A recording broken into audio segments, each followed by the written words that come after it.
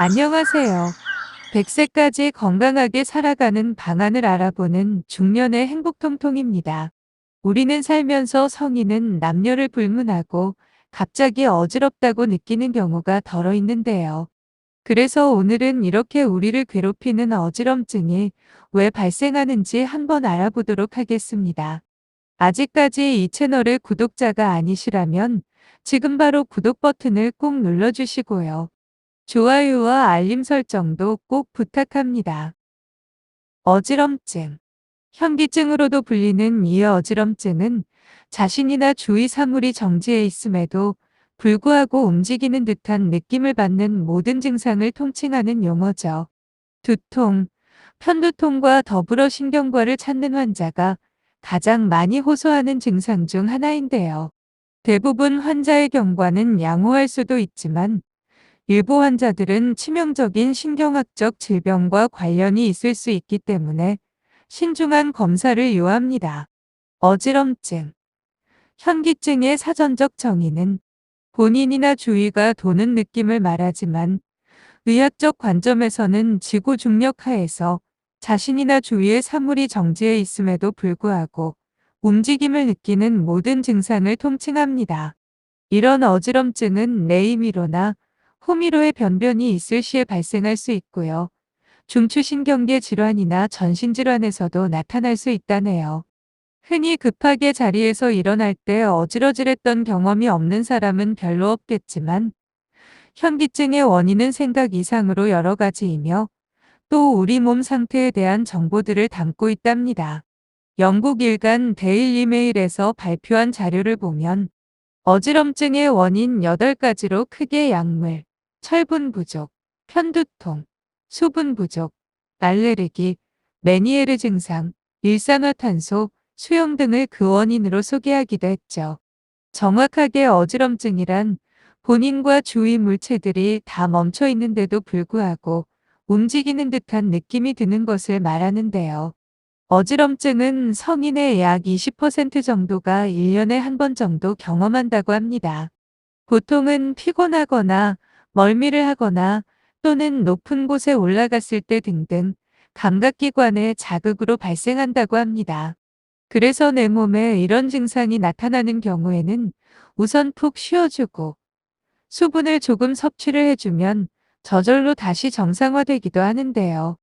여러분, 우리의 신체는 균형을 잡는 데에 도움이 되는 기관이 있는데요. 그것은 바로 전정기관이라고 합니다.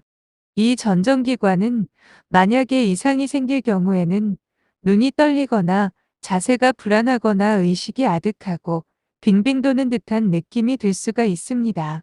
그리고 만약에 이러한 어지럼증이 어떠한 질병 때문에 나타나거나 지속적으로 나타나게 되는 경우라면 병원에 가서 진단을 받아 보시는 것이 좋다고 할 수 있죠. 다음은 이러한 어지럼증이 왜 생기는지, 어지럼증의 원인에 대해 한번 알아볼까요?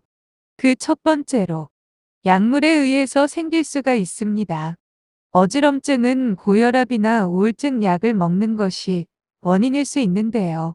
두 가지 모두 혈압을 낮춰 어지럼증으로 이어질 수 있다는 것이죠. 또 일부 사람들에게는 이뇨제가 현기증을 부를 수 있고요. 진정제도 중추신경을 억제해 두뇌 활동을 늦춤으로써 현기증으로 이어질 수 있답니다. 두 번째로 철분 부족입니다. 빈혈의 주요 증상은 피로인데요.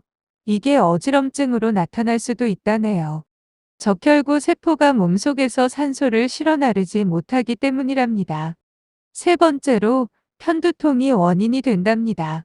편두통을 앓는 사람들은 그렇지 않은 이들에 비해 어지럼증을 느낄 경우가 훨씬 더 많다고 합니다.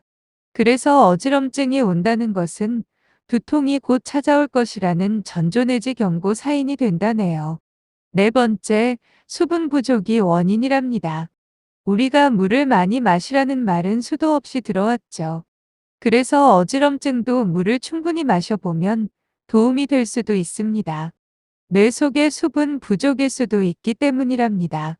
우리 몸속의 물이 단지 1.5%만 부족해도 기분 상태나 에너지 수치, 사고력에 영향을 미칠 수 있다네요. 남성도 그렇지만 특히 여성들에게서 탈수에 따른 증상이 뚜렷하대요. 다음 5번째로 알레르기 영향이랍니다. 견과류나 고양이, 먼지나 꽃가루 등에 대한 알레르기가 중이인 가운데 귀에 영향을 미쳐 어지럼증을 불러올 수 있다고 합니다. 다음 6번째로 일산화탄소 때문입니다. 요즘은 일산화탄소 사용을 예전처럼 그렇게 많이 사용하지 않지만 연탄 보일러 등에서 새어나오는 일산화탄소 때문일 수 있다네요. 연탄을 안 떼더라도 안심해서는 안 되겠죠. 가스보일러 역시 일산화탄소에 대한 주의가 필요하다고 합니다. 다음으로 수영으로 인해서랍니다.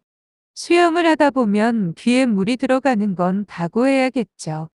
귀 속에 들어간 물이 귀 안의 정밀한 평형기관을 건드리면 그 물이 빠져나올 때까지 몇 시간이나 현기증이 지속될 수 있다네요.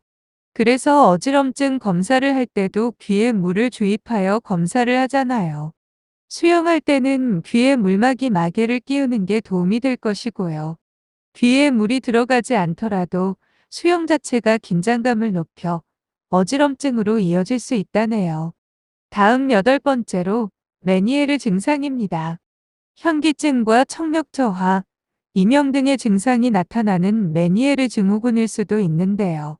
이는 프랑스의 의사인 메니에르라는 사람이 처음 기술을 했기 때문에 메니에르 병이라고 부르는데요. 이 질병은 내림프에게 흡수나 분비가 비정상적으로 작동하는 것이라네요.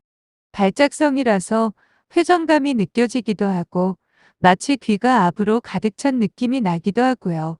귀울림이라고 말하는 이명이나 청력 감소로 인해서 난청까지도 올 수 있는 질병이기도 합니다.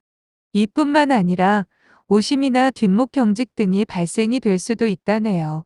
다음 9번째로 전정신경염이 원인일 수도 있습니다. 우리 몸에서 균형을 담당하고 있는 전정기관에 있는 게 바로 전정신경인데요. 이 전정신경은 평형감각을 모아서 뇌로 이어주는 역할을 하고 있는 신경이랍니다. 그래서 이는 화농성 뇌이염이나 바이러스 감염 또는 외상, 허혈 등의 이유들로 인해서 염증이 발생하는 것을 의미한다고 합니다. 이 증상은 급격하게 주변이 어지럽거나 주변에 있는 사물들이 흔들리는 듯한 느낌을 받게 될 수도 있고 상당히 위험하기도 합니다. 이 증상이 위험한 이유 중에 하나는 바로 일시적인 현상이 아니고 몇 시간에 걸쳐서 지속될 수 있다는 점입니다. 마지막 10번째로 이석증입니다. 이석증은 이동석 결석이 뇌의 반고리관에 생겨서 발생이 되는 질병인데요. 이 이석증이라는 질병이 있다면 어지러운 증상이 있는 현기증이나 발작적 평행 문제, 그리고 두통, 오심, 구토, 식은땀, 두근거림 등등 다양한 증상이 나타나게 된답니다. 오늘은 나 자신이나 주위가 도는 느낌이 들면서 지구 중력 하에서 자신이나 주위의 사물이 정지해 있음에도 불구하고 움직임을 느끼는 모든 증상을 말하는 어지럼증에 대해서 알아보았는데요. 그만큼 환자 수가 많은 질환이니만큼 정확한 원인을 알고 대처해야겠죠. 끝까지 시청해주셔서 감사하고요. 구독도 꼭 부탁합니다.